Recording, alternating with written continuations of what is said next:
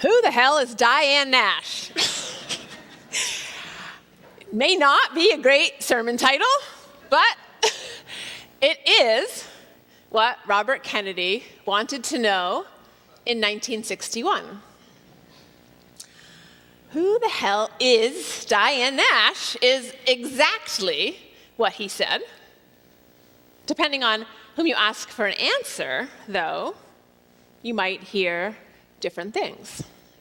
Honestly, if you'd asked me a few weeks ago, I would have answered, who the heck is who? But if you asked Bull O'Connor, Birmingham's Commissioner of Public Safety in 1961, his answer would have been, she's a young woman who doesn't understand that the more she tries to force white Southerners to change, the worse the reaction will be. If you'd asked the governor of Alabama in 1961, Bill Patterson, the answer would have been, she's a woman who can't accept that the segregation of the races works out best for everyone. And we're not going to tolerate desegregation of the races, not for 1 minute. If you ask the Reverend James Lawson, Ms. Nash's teacher of nonviolent philosophy and strategy, his answer would have been, she's a young woman with the discipline of Gandhi, the determination of Dorothy Day, and the courage of Jesus. If you'd asked a fellow freedom rider for the answer, he might have said, she's another soldier like me in a nonviolent war.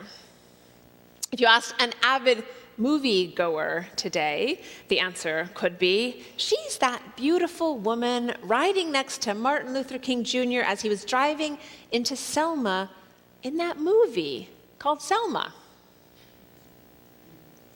If we could ask Martin Luther King Jr. himself the answer to that question, he might say, she was that young woman who wouldn't stop, even when I disagreed with her, even after I told her that her strategy was foolish, if not foolhardy. She's the same young woman who was very successful with that very same strategy, and who in her success, which turned out to be our success, proved me wrong. If you asked John Siegenthaler, a journalist and Attorney General Robert Kennedy's assistant, his answer would be this. She's that woman who, when we tried to stop her, when we told her outright to stop, well, she's the woman who would not be moved. I thought I was telling her something she didn't know, Siegenthaler says, and so my voice was getting louder and louder until I was shouting at her. You don't understand, young woman, I said. Someone might get hurt or even killed. You are going to get someone killed. There was a long pause. And then Diane Nash said, sir, you should know. We all signed our last wills and testaments last night before we left. We know someone will be killed, but we cannot let violence overcome nonviolence. Who's Diane Nash? Siegenthaler says. She's the child who taught me, a grown man, a lesson I'll never forget. If you ask Floretta and Sheila, leaders of our own All Souls Voting is Power movement, they'd say, she's my favorite civil rights and voting rights activist, which is why I'm talking to you about Diane Nash today. Last week, I started to tell you a story about how women got the vote in this country. How many of you were here last week, Shami? Great, a lot of you. Great. So you realize that we didn't finish that story, right? During my research, I realized that there's this 100-year stretch of years from 1865 to 1965, from when the Civil War ended to when the Voting Rights Act was passed. 100 years that is so full of stories of freedoms won and freedoms lost, and then freedoms regained, that we really needed 2 weeks in a row to do justice to the beloved brave women prophets who've always had and continue to have the courage of their convictions. And it just so happened I was preaching 2 weeks in a row. So last week, we only made it to the year 1920, when an amendment to the Constitution finally passed after a 72-year battle. But we know that by 1920, Jim Crow laws and restrictions had so dominated the South that it was really only white women who had won the right to vote. There were 45 more years of struggle coming. My answer to who's Diane Nash is that she's the woman who won back the vote for Black Americans. Not alone. Just listen.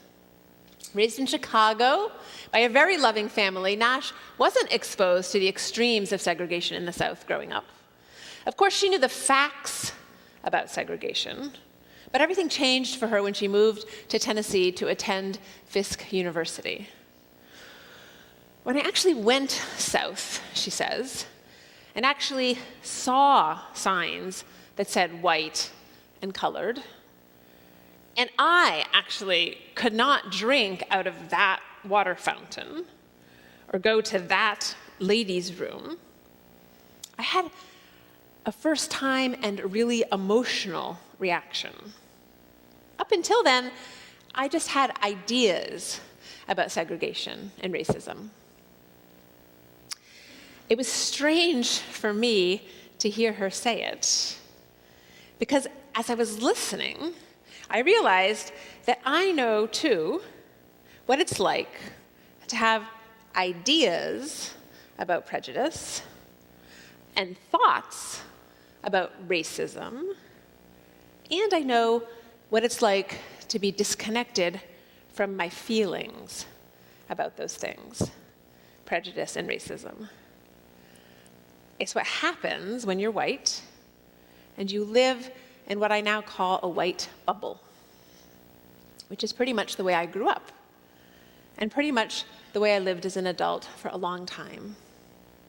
I'm not saying I didn't know any people of color, but it has been all too easy most of my life to think about the impact of racism on anyone, on me, on all of us, just when I wanted to, and not to think about it when I didn't want to, which actually is my definition of white privilege for now. Being able to think about racism when you want to and not having to think about it when you don't. Which is changing for me here at All Souls. And I've noticed the more and more I get involved and the more committed I am, that I can't not think about it anymore, even when I don't want to. So for example, last week on a hospital visit, a member was telling me about her flat tire that happened way out in the middle of nowhere, Oklahoma. When she got to the part about how a policeman happened to come by and how he was so helpful, it's a wonderful story, at the same time that I was so happy and relieved for her, I couldn't help but wonder how some of our employees here at All Souls would feel about a policeman driving up late at night in the middle of nowhere to check on them on the side of the road. What with all that's happening in the news? Last week I said, prophets are people who feel fiercely. God is raging in the prophet's words. I told you that the renowned theologian Abraham Joshua Heschel wrote those words, and he also wrote these. Hearing the words of the prophets is a strain on the emotions, wrenching one's conscience from a state of suspended animation. what I realize is that I don't want to live in a state of suspended animation. So I'm thankful to Diane Nash and others like her for being a prophet in these times. As a new student, those deep emotions that Diane Nash had in the South, that she felt for the first time, motivated her to join SNCC on campus, which is the Student Nonviolent Coordinating Committee. Those of you who were alive in the 60s probably remember. Soon she was elected the leader of the group after 2 male students in a row proved to be ineffective. Turns out they showed up late for meetings, or not at all, and I promise I'm not making up this part of the story, just to prove a point. Then when in April of 1960, a prominent black lawyer's home in Nashville was bombed and burned, Nash knew just what she wanted, and she knew how to make it happen. She presented the idea of a prayerful march to the other students. A silent march, she said it should be. She persuaded her fellow students. She got them organized. And on the chosen day, she marched in the first row, leading thousands of students to the courthouse steps downtown. She was 22 years old. She was wearing a suit. Her face was serene and yet serious. Her eyes fixed on some faraway goal. The mayor, strange that we have the mayor coming to talk to us today. The mayor met the marchers on the steps and repeated what he had said many times before. We've desegregated the only lunch counters the city controls, the ones at the airport. Nash waited patiently for her turn, and when it came, calmly and deliberately led the mayor through a series of questions. When Nash finally asked politely, "Mayor, do you recommend that the lunch counters in Nashville be desegregated?" The mayor answered simply and honestly, "Yes." Just a few weeks later, Nashville became the first southern city where blacks and whites could sit together for lunch. The power of a prophet's words. It was the first time anyone in a leadership position who could make a difference made a difference, Siegenthaler said. Nash would tell you today, I didn't feel powerful. And really, what power did she have? What power did a 22-year-old black dropout from Chicago who couldn't vote? She had dropped out of college to organize and protest when she realized she was skipping all her classes anyway. What power did a 22-year-old black dropout from Chicago who couldn't vote have against white male governors of southern states, white male southern judges, politicians, and businessmen? She actually had the same power each of you have today. The same power we all have. The power to choose love over hate and fear. It's easy to think that things are different today, that people had a common cause back then, that the evil was easier to see somehow, and that the goal of desegregation was more glorious for some reason. But when I read the ancient prophets in the Hebrew Bible, I'm more struck by how little things have changed than by the great progress we've made. They rail and rage on about greed in their times and the generation gap and the people's lack of fidelity to what matters most. They remind the people to forgive all debts every 7 years. Think of Greece, or else they warn the poor will fall too far behind.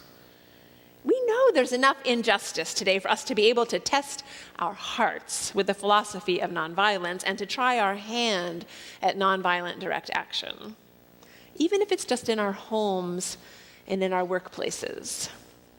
For example, this week, Jen, who works here, was telling me about how her son is being bullied at summer camp. Right away, I was ready to go and talk to the kid, a little violent, who dared punch our sweet Zeke in the stomach?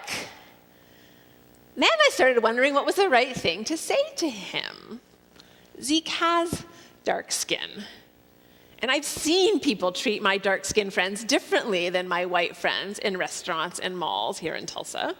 For example, no stranger would walk up to me, start stroking my skin, and begin to comment on my color. And yes, that did happen. So as I listened carefully as Jen told me how the counselors were handling it, how they had explained to Zeke that he wouldn't get in trouble for defending himself, but that if he ran after the boy to get revenge, then he would be deemed just as guilty as the other kid. It seemed like a smart and practical plan for a 7-year-old. Don't let anyone hurt you, but don't punish them when they do. Actually seems like a plan that could work for a 70-year-old, too. We all have some degree of violence in our lives to deal with. Whether we're arguing too much at home, whether we're putting other people down with our words, whether we're beating ourselves up with our own thoughts, whether we're grieving because of the way we treat our planet, or are enraged because we still have black men being shot and killed in the streets of Tulsa by officers of the law, while little or no accountability is being taken by the sheriff's department. And yes, you can bring that up with the mayor later today. We each have to decide for ourselves how to respond to the violence around us and inside of us. But we can't fall back into suspended animation, into that state of apathy, and interpret the violence around us as just the way things are, because that would be doing a dishonor to Diane Nash, who, after persuading the mayor to desegregate the lunch counters in Nashville, got involved with a new campaign, the campaign to integrate our interstate bus system.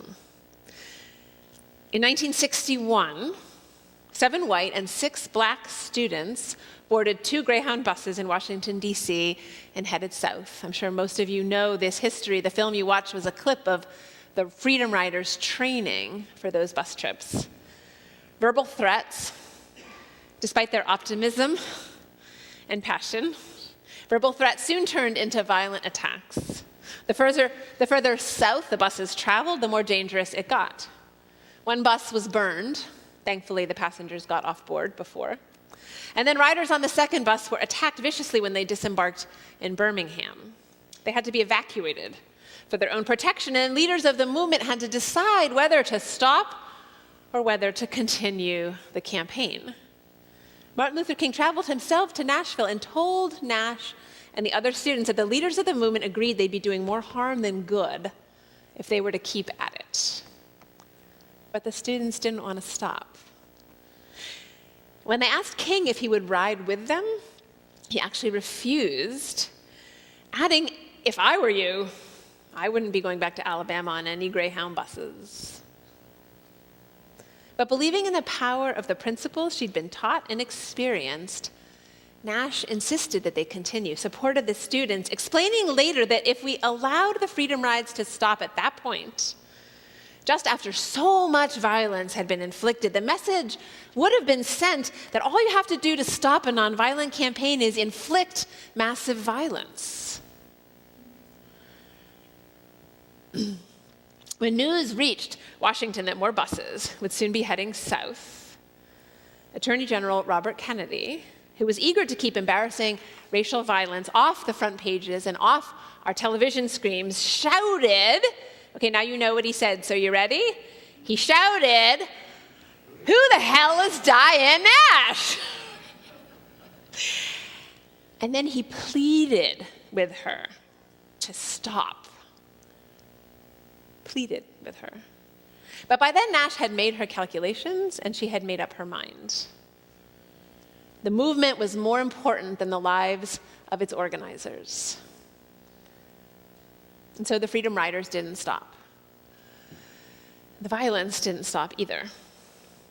In Montgomery, the riders were savagely attacked by a mob of people with baseball bats, hammers, and chains. White women were screaming, "Kill them."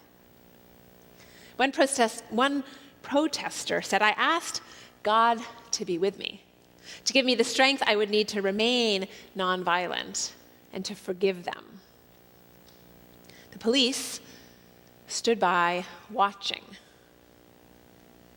One observer said there was a skinny young kid punching a young woman in the nose and in the mouth, and when I went to help her, she refused and said she didn't want me to get hurt. She told me she was trained to take it and would be all right.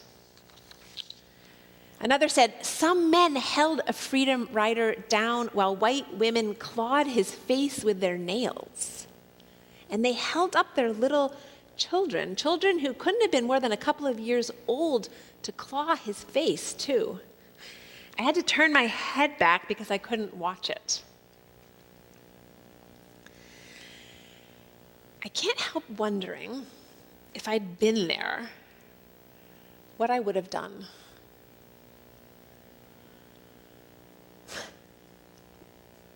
Where did their courage and self-restraint come from? When people ask Nash about her courage, she laughs and says, "Courage? What courage?" When we were being trained, I kept asking Reverend Lawson what would happen if the police arrested us. I asked him again and again and again. I realized later all I wanted was for him to say everything would be okay. But of course he couldn't say that. We didn't know that. But brave? Me? I was scared all the time. Wall to wall terrified.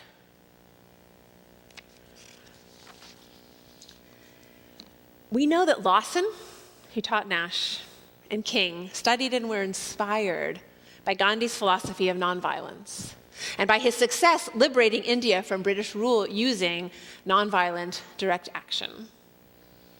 That philosophy claims that satyagraha can melt a heart made of stone.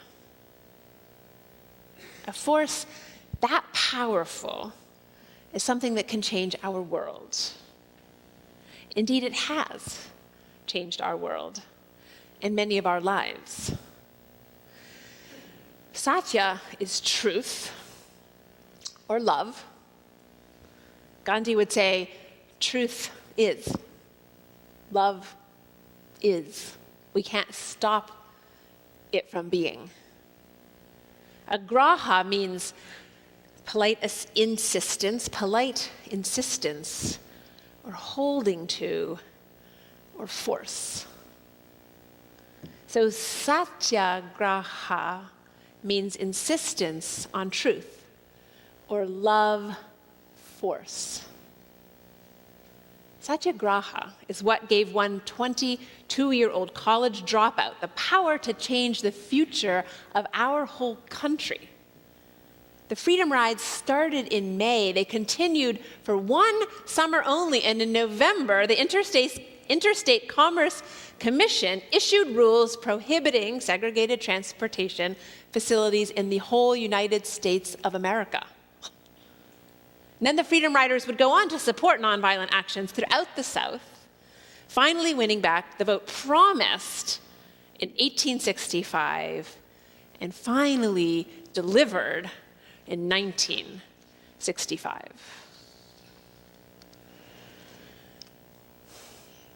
Do you remember the middle-aged white man playing the nonviolent resistor in the film clip we watched earlier?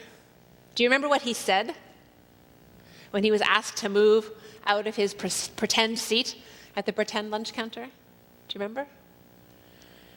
He said, "No, I don't move when I'm in the right." Then he suffered the consequences of his choice and ended up on the floor.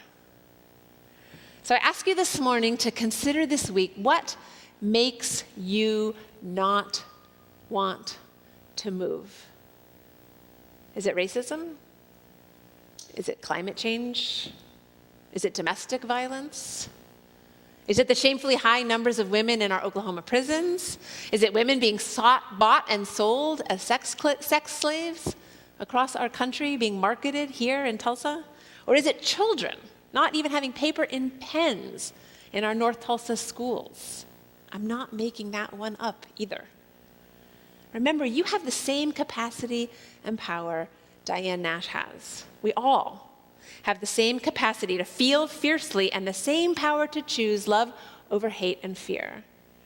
I think it's why we gather together every Sunday, to practice being prophets, if you will, and to learn discipline in the ways we love.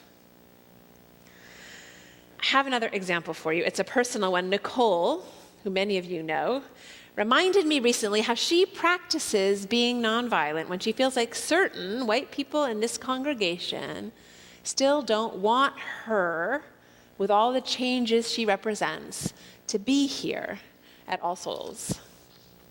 She told me, when I feel hurt in that way, I try to feel compassion for them. I try to imagine how it feels for them to have so many changes happening in their church. I think about times in my own life when I've had a hard time coping with too many changes. Then the hurt fades slowly as my heart opens, and I find I can still feel love, and I can still be loving. That is satyagraha, love force. And we don't know, none of you know, what kind of difference your own experiments with nonviolence will make for your families, for your own lives, for our church, or for this city, unless we try. So I'm going to ask the question one more time before I close. Who the hell is Diane Nash? Well, the fact is she's still alive. And she refused to join all the others who went to Selma to march this year, as many marched to honor and remember and reenact the nonviolent actions of 50 years ago. She said she refused to march because George Bush would also be marching. And he represented war, while she was a proponent of peace. Amen. The struggle for justice which peace brings continues. And now that you know who Diane Nash is, I'm going to leave you with a different question, a new question, two questions. They're a little tough. Just sit with them as we move into song together. Rick will lead us in a song as you reflect on this. Who the hell am I? And who do I want to be?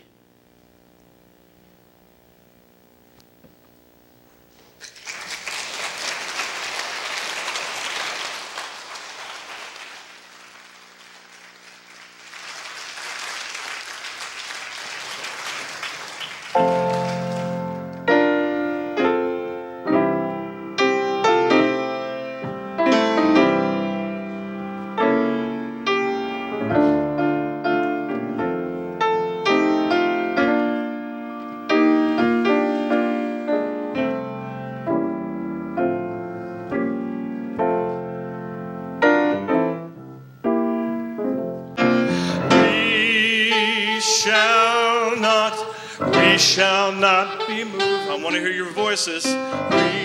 That's it. We shall not be moved. Thanks for tuning in online. We are so pleased with all the different people who have been tuning in from all over the country and all over the world to our ministry and what we're doing at All Souls here in Tulsa. If you have a chance to send me an email or connect with me in some way, let me know what you're finding, why you tune in, and what you're getting out of it. I would love to hear from you. I'm always pleased when I get messages from different people who tell me all kinds of things about the impact of All Souls Tulsa's ministry on them and their lives and their families. And if you get a chance to make a gift to support this ministry, to become a partner, we would love to partner with you and have you be a friend of the church and somebody who is actually supporting us to create this congregation and the world that we're trying to create together. You can be a part of it, and every gift of every amount makes a difference. We really appreciate your support.